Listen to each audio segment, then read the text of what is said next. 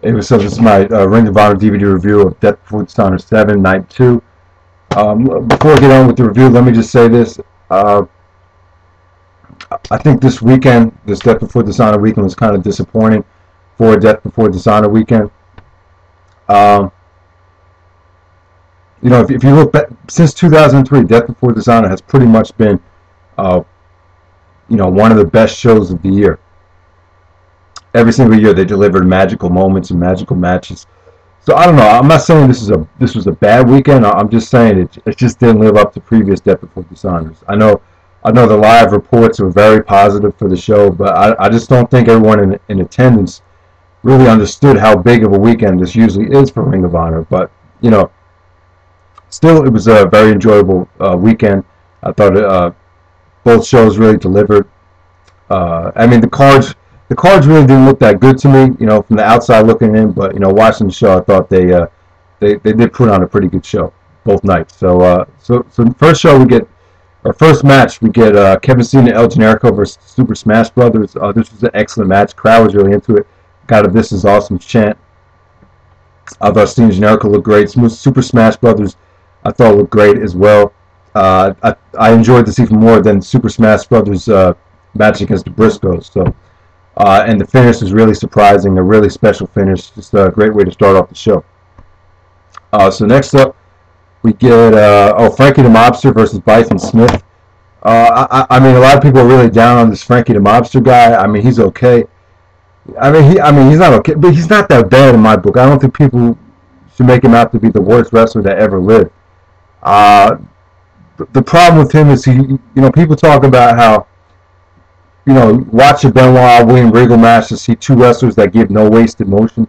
Well, this is a perfect example of a guy that wastes a lot of motion. When he throws his elbows or his forearms, they really have no effect.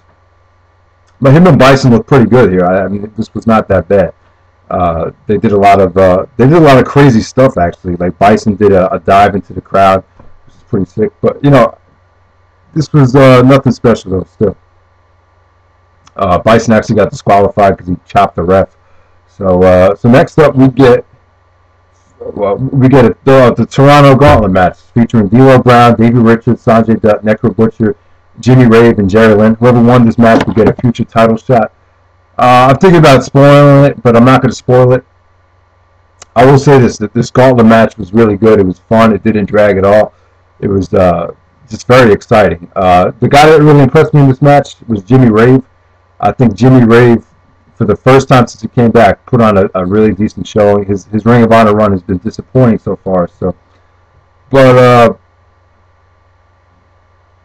Davey Richards obviously looked more impressive than anyone.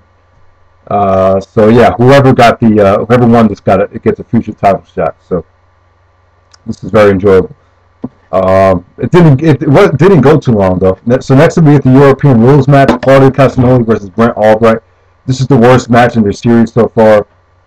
I mean, a lot of people think this feud has been disappointing, and it pretty much has been. I mean, it hasn't been great, but it hasn't been that bad, though. But this match just didn't work. The fans didn't like European Rules stipulation. The European Rules thing just doesn't go over well. They tried to do it before with Colt, Cabana and Nigel McGuinness back in 2005, but that didn't work either. The rules were kind of like not confusing. They were just kind of like frustrating. I think there was 3-minute rounds, and if you did something illegal, you got a yellow card, and if you got 2 yellow cards, then you would get a red card, and if you got a red card, you would get disqualified. So yeah, I mean, this just didn't go over that well. But Claudio did look pretty good though. I mean, I think these two have worked hard, and they do have somewhat of they kind of have a little bit of chemistry together, so it wasn't that bad, but it was definitely one of the weaker matches on the card. So next up, we get Tyler Black versus Tyson Ducks.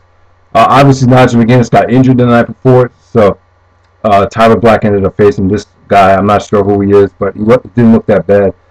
Him and Tyler had a pretty good match. It went about maybe 7 or 8 minutes, and Tyler looked great. This guy Tyson Ducks, he doesn't look bad at all. Tyler took a pretty brutal bump into the guardrail and Tyler hit some nice kicks. I mean, this is pretty solid stuff. It wasn't that bad, but at the same time, they didn't go too long. So since Nigel wasn't going to compete in this match, I guess they figured this is just a good way to make Tyler look strong. So that's really all it was. So next up, we get no disqualification, Colt Cabana versus Joey Ryan. You have to be in a good mood for this match to enjoy it. You know, you have to be in a certain kind of mood. It wasn't that bad. I mean, it was a good comedy match. They used weapons, and Cabana was hilarious here. Cabana took the ring bell and put it on Joey Ryan's nuts and started ringing it, and Joey Ryan sold that. I mean, it was a mix of comedy and, you know, it was pretty much a comedy match, but it was pretty fun.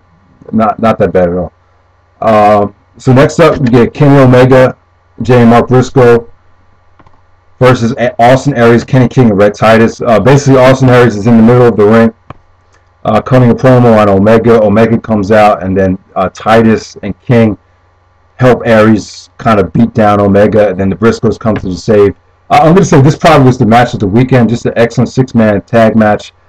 For Death Before Dishonor, you know, I would say you need to put on another title match because it is Death Before Dishonor. But, you know, the thing about this show or this weekend was this was kind of about building towards something else, which is kind of rare for a Death Before Dishonor because this is probably their SummerSlam or their Royal Rumble type of show, or even WrestleMania. I mean, Death Before Dishonor is a really big show. But make no mistake about it, this match was great. It was a great six-man tag match. It was very fun. You know, the Briscoes, you know, they don't look as solid of a tag team as they were 2 years ago. I know Crazy Mike has said that, but I think with time, I think they'll get there. You know, Mark Briscoe had a pretty bad knee injury, so you just got to give him time. But, you know, Austin Aries and Omega, the exchange between them were great. Kenny King looked awesome here. This is just a really fun match, and it was very well received, and the ending was pretty fun, or pretty decent ending. Even though Aries actually did the brainbuster to Omega, thought he was going to get the win, and then he just pulled him up, you know, kind of like Undertaker does a lot of times. So that was interesting. But this is a solid match, probably the match of the weekend. Next up, we get Lance Storm versus Chris Hero. Pretty weird main event for Death Before Dishonor, but, you know, Lance Storm put a lot of time into coming back for the show, so I'll give him a lot of credit. I thought him and Hero put on a great match, probably a 4-star match, maybe. Like, it's kind of like a 3 3/4, 4-star, that type of thing. But it kind of started off slow. Crowd really wasn't that into it, and then eventually really started picking up like the last 5 minutes. Storm actually got him into a half crab. That's when the crowd really woke up, and Hero looked great here. Obviously, Hero's doing a lot of like swinging elbows, stiff elbows. You know, he did a lot of that, a lot of near falls with that. Like I said, Storm's aerial stuff looked really impressive. You know, he could still go. He's still in really good shape. And but the crowd was kind of disappointed with the finish because Hero did go over here. But you know, I'd say probably the highlight of the show was Lance Storm's post-match speech.